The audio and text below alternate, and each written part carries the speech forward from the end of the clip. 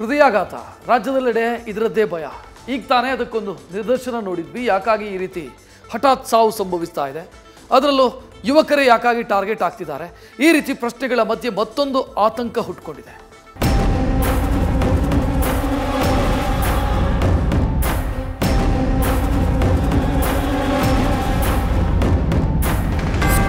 ಹೌದು, ಇದು ಹೃದಯಗಳ ವಿಷಯ. ಆದ್ರೆ ಇದು ಹೃದಯ ಕಂಪಿಸುವ ವಿಷಯ. ದಿನದಿಂದ ದಿನಕ್ಕೆ ರಾಜ್ಯದಲ್ಲಿ ಹೃದಯಾಘಾತದ ಭೀತಿ ಹೆಚ್ಚಾಗ್ತಾ ಇರೋದೇ ಈ ಕಂಪನಕ್ಕೆ ಕಾರಣ. ಈ ಮಧ್ಯೆ ಯುವಕರಲ್ಲಿ ಹೆಚ್ಚುತ್ತಾ ಇರುವ ಹೃದಯಾಘಾತಕ್ಕೆ ಇದೇ ಕಾರಣ ಅನ್ನೋ ಭೀತಿ ಶುರುವಾಗಿದೆ.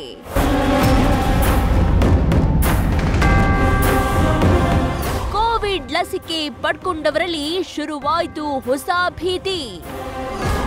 ವ್ಯಾಕ್ಸಿನ್ನ ಅಥವಾ ಅತಿಯಾದ ವ್ಯಾಯಾಮದ ಪರಿಣಾಮನ?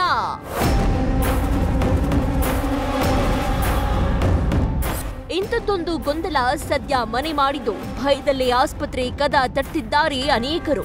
ಸದ್ಯ ರಾಜ್ಯದೆಲ್ಲೆಡೆ ಚರ್ಚೆ ಆಗ್ತಾ ಇರುವ ವಿಚಾರ ಕೂಡ ಇದೆ. ಅಸಲಿಗೆ ಕೋವಿಡ್ ವ್ಯಾಕ್ಸಿನ್ ನಿಜಕ್ಕೂ ಹೃದಯದ ಮೇಲೆ ಪ್ರತಿಕೂಲ ಪರಿಣಾಮ ಬೀರ್ತಾ ಇದೆಯಾ? ಈ ಗೊಂದಲಕ್ಕೆ ತೆರೆ ಎಳೆದಿದ್ದಾರೆ ಹೃದ್ರೋಗ ತಜ್ಞ ಡಾಕ್ಟರ್ CN ಮಂಜುನಾಥ್. ಅಂದರೆ ಪ್ರತಿ 10 ಲಕ್ಷ ಜನರಲ್ಲಿ ಕೋವಿಡ್ ವ್ಯಾಕ್ಸಿನ್ ತಗೊಂಡವರಲ್ಲಿ ವ್ಯಾಕ್ಸಿನಿಂದ 5 ಜನರಿಗೆ ಮಾತ್ರ ಅದಾಗ್ಬೋದು ಅಂತ ಅಧ್ಯಯನ ಹೇಳುತ್ತೆ.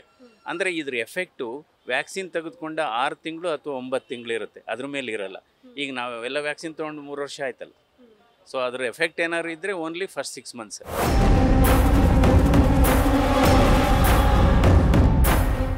ಹಾಗಿದ್ರೆ ವ್ಯಾಯಾಮ ಅಥವಾ ಜಿಮ್ಗೆ ಹೋಗಿ ವರ್ಕೌಟ್ ಮಾಡೋದ್ರಿಂದ ಹೃದಯಾಘಾತವಾಗಿ ಹಠಾತ್ ಸಾವು ಸಂಭವಿಸ್ತಾ ಇದೆಯಾ? ಅಲ್ಲ, optimal exercise, medium intensity exercise, ಅತಿರೇಕದ ಎಕ್ಸರ್ಸೈಸು ಒಳ್ಳೆಯದಲ್ಲ, ಸೋಮಾರಿತನೂ ಒಳ್ಳೆಯದಲ್ಲ.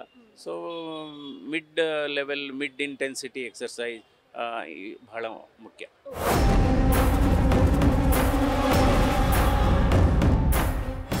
ಇನ್ನು ICMR ಮತ್ತು NCDC ನಡೆಸಿದ ಅಧ್ಯಯನದಲ್ಲಿ ವ್ಯಾಕ್ಸಿನ್ಗೂ ಹೃದಯಾಘಾತಕ್ಕೂ ಸಂಬಂಧ ಇಲ್ಲ ಅನ್ನೋದು ಬೆಳಕಿಗೆ ಬಂದಿದೆ. ಆದರೆ ಹಾಸನದಲ್ಲಾಗ್ತಾ ಇರೋ ಸರಣಿ ಹೃದಯಾಘಾತದ ಬಗ್ಗೆ ಕೋವಿಡ್ ಅಥವಾ ಕೋವಿಡ್ ಲಸಿಕೆ ಕಾರಣನಾ ಅನ್ನೋದನ್ನೇ ತಿಳಿಯೋಕೆ ರಾಜ್ಯ ಸರ್ಕಾರವು ಟೆಕ್ನಿಕಲ್ ಕಮಿಟಿ ರಚಿಸಿದೆ.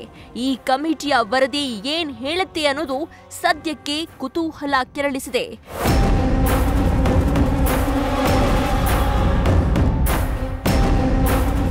ಪ್ರಗತಿ Shetty, News First, Bengaluru. News First ನಿರ್ಭೀತಿಯಿಂದ ನಿಮ್ಮ ಪರವಾಗಿ.